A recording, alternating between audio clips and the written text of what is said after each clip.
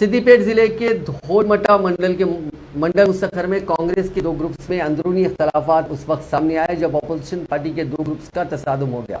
एक ग्रुप ने अपने हरीफ ग्रुप पर संगवारी की। पुलिस ने सूरत हाल को काबू में करने के लिए दो मुतहारिफ ग्रुप्स पर लाठीचार्ज कर दिया। मकामी अफराद के मुताबिक कांग्रेस लीडर प्रताप रेड्डी अपने हामियों के साथ रटावंडा प्रोग्राम में शिरकत के लिए धोलमटा की सिम जा रहे थे कि साबिक सदर पुन्नला लक्ष्मैया के हामियों ने उनकी कारों पर संगवारी की, जिसमें कई कारों को नुकसान पहुंचा। पुलिस इत्तला के साथ ही वहां पहुंची, जिसने हुजूम को मुंतशिर कर दिया और बेशतर अफराद को तहवील में ले लिया।